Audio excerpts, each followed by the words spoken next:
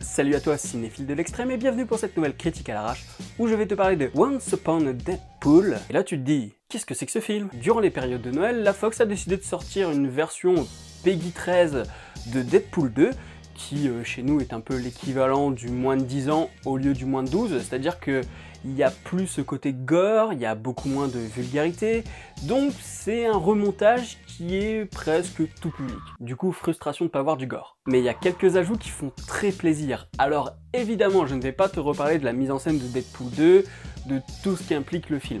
Pour ça, il y a ma critique critiquable sur le sujet. Moi, je vais juste te parler du remontage et des scènes additionnelles, parce qu'il faut savoir que dans ce film, Deadpool raconte Deadpool 2 à Fred Savage, que vous connaissez peut-être pour des films plutôt old school, des années 80-90.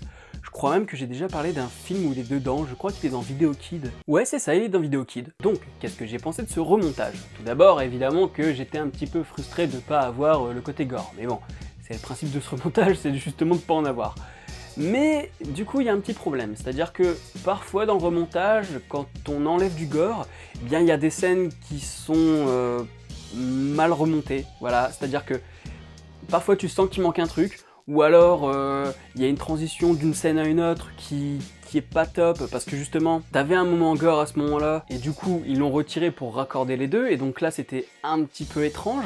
Et puis, les scènes additionnelles, que je pense pas avoir vues dans le film originel, elles sont rajoutées en plein milieu du film, à l'endroit où il faut, mais je pense qu'il aurait fallu les positionner d'une autre manière. C'est-à-dire, à un moment, par exemple, t'as Deadpool qui est chez les X-Men, et qui commence à dire, il est habillé en petit, comment dire, en gendre idéal, quoi, avec la chemise, etc. Et puis t'as Negasonic qui dit oui non mais moi j'y crois pas à ton petit jeu. Et ça je crois que c'est pas dans la version originelle. Et donc on a ce discours, il dit oui mais maintenant je comprends ma valeur, machin, etc. Et puis il y a la scène avec Cerebro, quand il est en train d'utiliser le Cerebro. Et donc t'as une transition de cette scène à l'autre, ça fait une petite ellipse, mais du coup c'est une ellipse qui paraît fausse, comme si on était allé dans les bonus des scènes coupées du DVD et qu'on avait fait notre propre montage en se disant « Ah ouais mais attends, au niveau de la temporalité, comme ça se place à cet endroit-là, on va le mettre là ».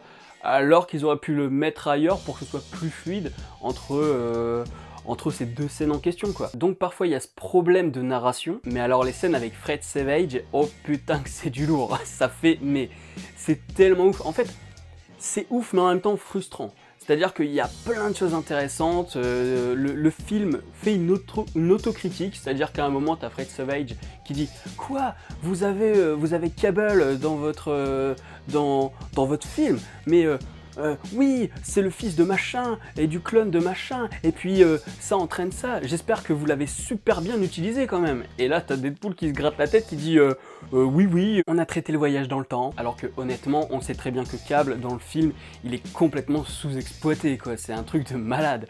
Donc, j'ai trouvé ça intéressant que le film avoue ses faiblesses, quoi, lui-même, et il y a des références au rachat de la Fox par Disney.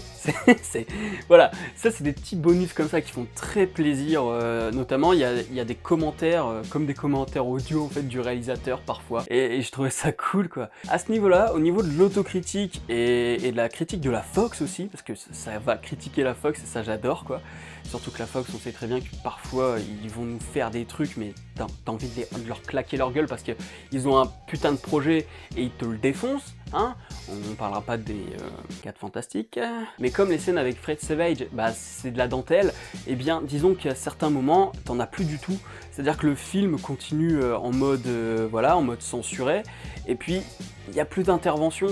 Moi, quitte à ce que le film dure 3 heures avec un maximum d'intervention entre tous les petits trucs où moi je me disais « Eh mais là, putain, mais il y avait une remarque à faire, là il y avait un commentaire à faire sur ce qui se passe. » Et c'est pas le cas. Donc, voilà, petite frustration parce que, quitte à ce que ça... Enfin, après, je comprends qu'il y a la limite parce que c'est fait pour être pour la famille, donc tu vas pas faire un film de 3 heures, c'est pas une director's cut ou quoi. Mais voilà, il y a des petites frustrations. À la rigueur, j'aurais peut-être retiré certaines scènes qui étaient inutiles pour à la place faire ça. Et d'ailleurs, il y a des scènes qui sont pas inutiles, mais comme elles étaient plutôt gore, ils les ont complètement retirées. Genre le moment où t'as Deadpool qui commence à tout préparer pour se faire exploser. Par exemple, on n'a pas le générique avec la musique de Céline Dion au début. Donc il y a des choses qui sont remodelées. Ça dure 2 heures, et donc du coup ça va pas au bout du truc. Ça va pas au bout du truc avec Fred Savage, mais ça va au bout du truc dans le sens où c'est complètement censuré, quoi. Donc, pour moi, c'est quand même un truc à voir. C'est plutôt intéressant. Aussi pour voir comment on peut... comment un R-rated peut sortir pour quasiment tout public. C'est un truc qui revient fréquemment, mais on n'a jamais l'occasion de le voir vraiment nous, parce que souvent, un film qui est à la base R-rated, il va sortir tout de suite tout public. Alors que là, c'est plutôt l'inverse, c'est-à-dire que c'est un film R-rated, donc on a vu la version R, et puis après, on va nous montrer une version tout public. Donc, le spectateur, lui, il a le droit aux 2 versions. Là où la plupart du temps, les R-rated qui sont devenus tout public, eh bien le R-rated n'est jamais sorti au cinéma. Donc, voilà, je pense que c'est un objet intéressant, c'est plutôt intéressant, on se marre bien, c'est frustrant parce que évidemment que ça pêche au niveau du montage parfois et de la narration, parce que tu sens que c'est haché à certains endroits parce que c'était pas prévu comme ça à la base. Donc voilà, si j'ai une note à lui donner, parce que je vais quand même lui donner une note, c'est plutôt très bon, voilà, moi je l'ai noté très bon sur Watch, alors que j'avais noté Deadpool 2 ouah, mais disons que voilà, je pense que s'il n'y avait pas eu ce problème de remontage un petit peu haché, je pense que ça aurait été égal à Deadpool 2, voire peut-être supérieur, parce que justement là il y a une intervention qui est complètement là, qui est encore plus méta que tout le reste du film. Si vous aimez Deadpool, vous allez kiffer ce film, ça c'est sûr. Enfin ce remontage. Par contre, si de base vous n'avez pas aimé les 2 Deadpool, ça sert à rien, passez votre chemin. Et en plus de ça, il y a une scène post-credits.